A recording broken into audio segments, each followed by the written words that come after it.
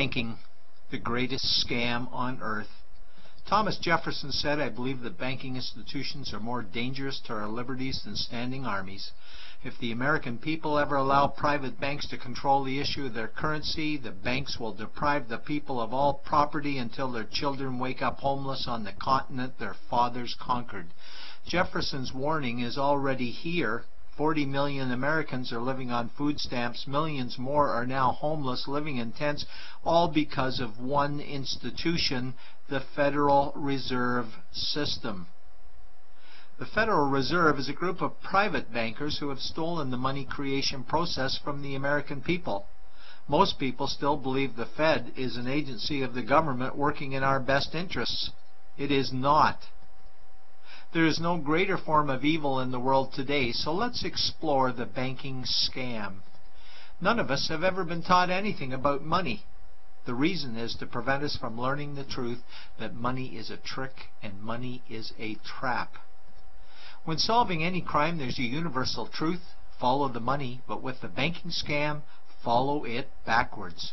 Where does money come from? The world's money supply is always growing. Where does all the new money keep coming from?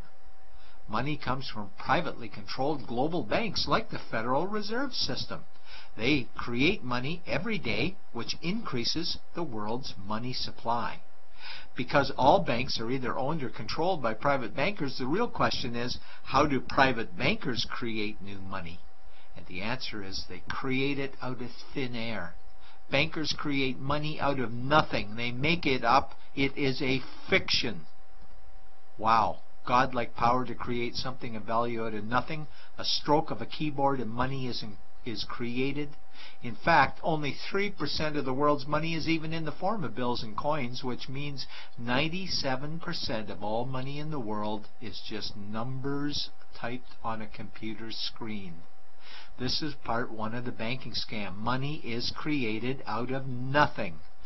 The second part of the scam is this phony money is issued as debt.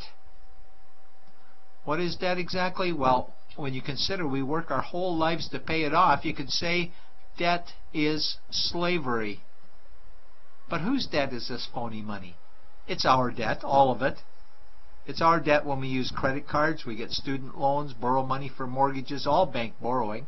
And it's our debt again when the government borrows, which is each and every day. In today's world, money is debt and debt is money, and don't forget the interest charges. Money equals debt and debt equals slavery, therefore money equals slavery. Our monetary system is a carefully concealed system of slavery. Why?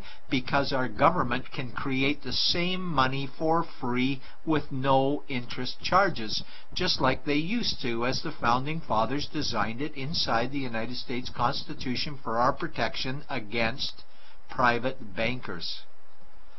The third part of the banking scam is very evil. When bankers create money from nothing and issue it as debt, they only create the principal portion of the debt. They do not create the money for the future interest payments. There is not enough money in existence for all of us to make our interest payments. In fact, our money creation system is even mathematically impossible. Money issued by the banks, principal debt, does not equal the money demanded back to the banks, principal plus interest. We are forced to play a game of musical chairs to see who can make their debt repayments. This guarantees a world of bankruptcy, competition, and scarcity of money. For example, we go to the bank to borrow money for a house, let's say $100,000. The moment we sign the loan document, the bank creates the money out of thin air. A $100,000 debit gets registered for us and a $100,000 secured credit for them. Then one of two things happens. Either we give the bank 30 years of labor making house payments totaling $300,000 for the original $100,000 we borrowed, or the bank takes our house. The bankers get either our labor for life or our house, and often they get both, all from money created out of thin air and issued as debt, for money made out of nothing. This is why all the bankers end up with all the assets. The fourth part of the banking scam is inflation. People think inflation is prices and costs increase. A better answer might be the value of our money always goes down. Inflation is created every time the central banks print money, which is every day. Where does all this new money get its value? The answer is it steals its value from the existing money supply, where our savings are. Our savings are disappearing because of the new money they're printing. If money creation was in balance with goods and services, there would be no inflation. Prices would stay the same. But the reality is banks always print money, driving prices ever higher, which steals the value of our savings, making them disappear. Since the private bankers created the private Federal Reserve in 1913, the United States dollar has lost 97 cents in purchasing power. An item in 1913 that cost $100 in 2011 cost $2,230, a price increase of 2,130%. This is the banking scam. 4 parts. Private bankers create money out of nothing and charge interest on it. There is no money created for the future interest payments, and inflation steals our savings every day. In order for the banking scam to be pulled over our eyes, the bankers need help from the likes of paid-for politicians and appointed civil servants, military-industrial complex, mainstream media, multinational corporations, and the bankers' good buddies.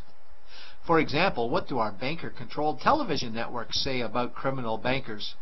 Oh, bankers are our saviors. Chairman is Man of the Year. He saved the world. Bankers really do deserve their bonuses. They're so smart. And what do our banker-owned G20 politicians say we need to do? That we must save our banking system, and now we need austerity measures, like increasing existing taxes and bringing in new taxes, cutting our social programs, including education and health care, stealing from our pension plans while increasing the retirement age, keeping us working for more years at lower wages while placing our children and grandchildren in debt and servitude for their future lives. We are being lied to that we must go deeper in debt for bailouts, stimulus packages, quantitative easing, saving the too big to fail banks, credit easing, currency interventions, all names that mean the same thing: more debt to us. Is it not strange that the solution to too much debt is always more debt to us? And where is all this money going?